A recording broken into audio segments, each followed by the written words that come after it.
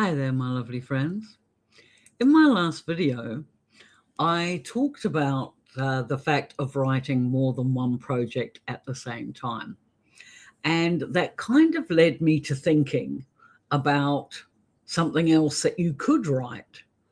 And I want to talk about something that is probably considered a bit of a joke in terms of genre, but it's about writing something really fun, not deep and meaningful, not emotionally devastating, not intellectually impressive or anything else like that, just fun. And I'm calling this candy floss for the brain. And I mean that in the best possible way, because sometimes what we need as writers and what readers need as readers is something light, sweet, familiar, and comforting.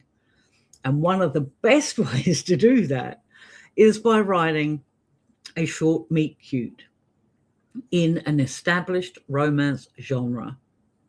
Now, I have one right here. Yes, look at me taking an opportunity to promote one of my older books.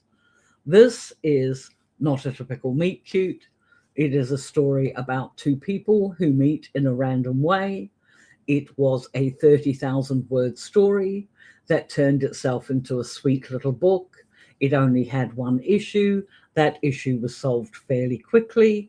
And in this instance, the unusually awkward way these two people met, because it is a fated mate story, was that one man was told to go and capture the other by the other's father. It was a lot of fun.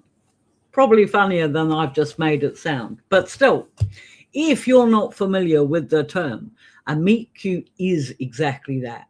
It's when two characters meet up for the first time in a way that is charming and awkward, funny, or unexpected. It's the cliched spilled coffee. It's the mistaken identity. It's the person knocking on the door of the wrong apartment.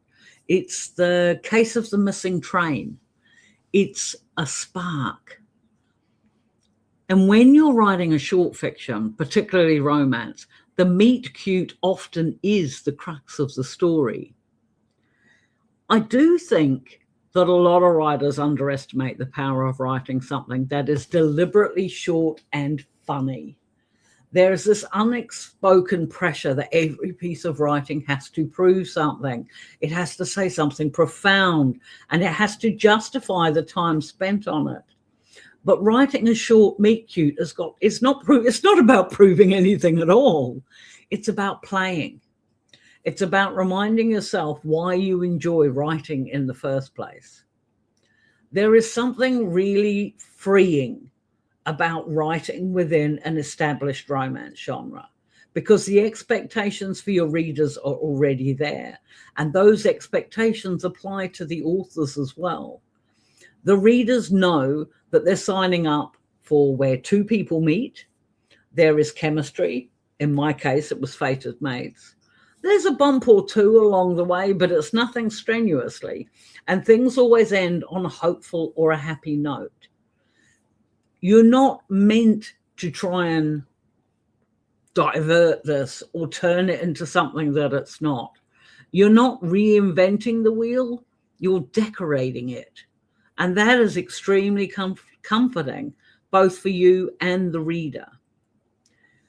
Now, this kind of writing, you might be poo-pooing it and saying, why would I do that? I write science fiction, or I write fantasy, or I write, in-depth epic sagas.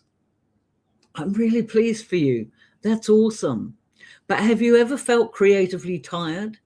Or maybe you're stuck in a longer project, or intimidated by something you should be writing, but it's getting so messy. A short meet cute gives you permission to sit down and finish something without emotional exhaustion. You can write it in a few settings.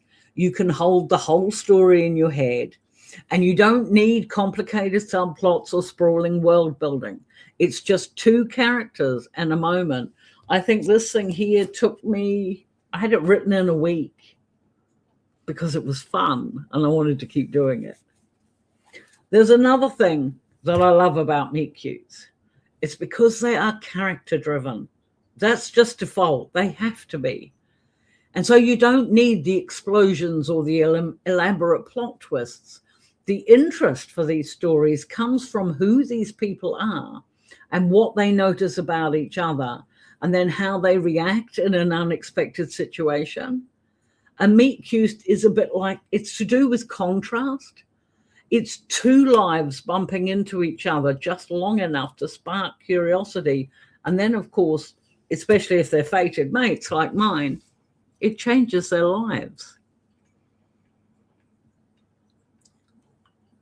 One of the great things about writing a meet cute is that it is a very familiar genre. And so you get to lean into those tropes. And the tropes themselves are not a bad thing. They're kind of like a shorthand. They're telling the reader, this is this kind of story you already enjoy. And then within that framework, you can have fun. You can play with expectations and you can twist them slightly, but you've got to make sure that you still deliver the trope itself, which is meet cute. And another thing that I think is really important, particularly for newer authors, is that short meet cutes are really easy to finish. And finishing things really matters, because every time you finish a story, you are reinforcing the idea that you can finish a story. And that confidence will carry over to your bigger projects. It will give you the confidence to keep working on those biggest projects that you want to do and know that you can finish them because you've already done it once. Now, you do have to remember that a short story like this one has to have a beginning, a middle, and an end. But when you're writing these sorts of things in a shorter format, that helps teach you more about pacing and payoff and emotional rhythm without the whole weighted down pressure of a full novel. It's kind of like a writing practice, but it doesn't feel like homework. You actually enjoy doing it. The thing is, too, is that there's a lot of joy from the reader's side when they read this sort of thing as well. A short, sweet romance story is often exactly what somebody wants at the end of a long day. They're not looking to be challenged. They're not looking to be unsettled. They're just looking for something that'll make them smile. That's not trivial. That's actually a really valuable thing. You know, the whole idea of comfort reads actually exists for a reason. And being able to write one is actually a bit of a skill. There are a couple of things that you need to remember when you're writing a meet cute, however. For one thing, you've got to keep the scope of your story intentionally small. And for somebody like me that waffles on about all things, that's not always easy. But you don't need to explain somebody's backstory, which means you don't need to do 3 weeks worth of research into whether or not a particular brand of trousers was around in the era of your story. You don't need to resolve emotional wounds. That's not what this is about. You're simply writing a moment, a connection, and a sense of possibility. There are some people who write contemporary meet cutes where the story doesn't even end with any certainty. It just ends with the happy for now. Perhaps phone numbers are exchanged, or they plan a second meeting, or they have that hint of the shared smile that lingers, and you just know they're going to meet up again. Fated mates, of course, are slightly different because they will get together and they'll exchange more than numbers, believe me, but they have a guarantee of an HEA. Your story doesn't have to have that, but yeah, just know when to linger just long enough. Another thing about writing something short in a meet cute variety, particularly if you do write romance, You know, if you're a romance writer already, you already love the ideas of connection, intimacy, and emotional warmth. But a meet cute is a way of distilling that into its purest form. It's romance, but without all the heavy lifting. And sometimes that's exactly what your creative brain needs. It can be a bit of a palate cleanser. You know, if you've been deep in edits or you're wrestling with a complex plot on a bigger work, switching gears into something lighter can really refresh you. It reminds you that writing doesn't always have to be hard to be worthwhile. It can be a bit silly, it can be gentle, it can be a bit indulgent. Can I also make a point, though, that simply by writing something light does not make you a lightweight writer? It means that you understand tone. It means you understand reader needs. And it means you can deliver a specific emotional experience. And that actually isn't easy. It's just something different. So regardless of what genre it is you're already writing, maybe you want to give this a try. And so maybe just let your brain go on a bit of a wander in the first place. For example, ask yourself, where did they meet? And what goes wrong? And what was the first thing they noticed about each other? You don't need to overthink it. You can have a whole lot of fun with it. If you've got a partner, maybe talk to them about it too. Because often the simplest ideas are the ones that work the best. Familiar doesn't mean boring. It actually means comfortable. And for a reader, that's a really good thing.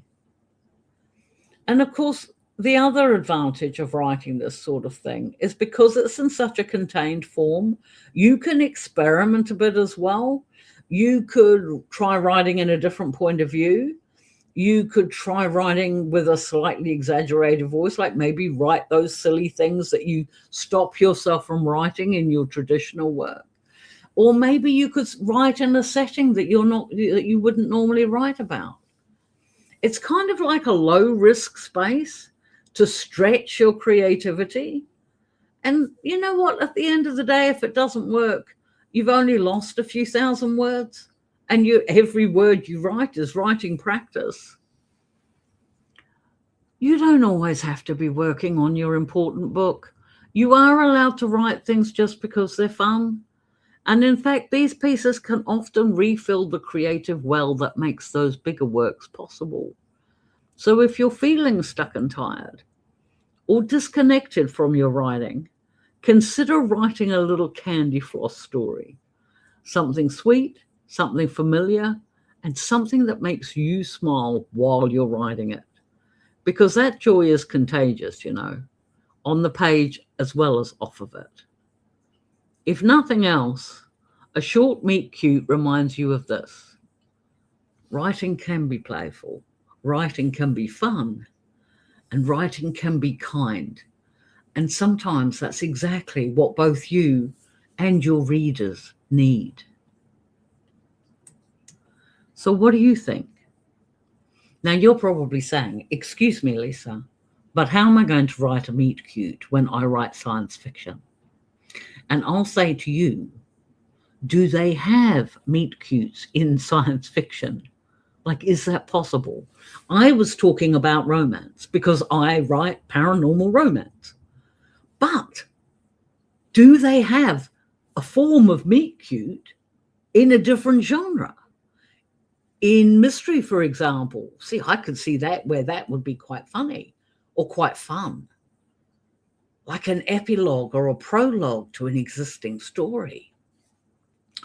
Or, you know, where the two main characters meet each other for the first time. I'm trying to think how I'd put it. Why did I get fixated on sci-fi? I don't know.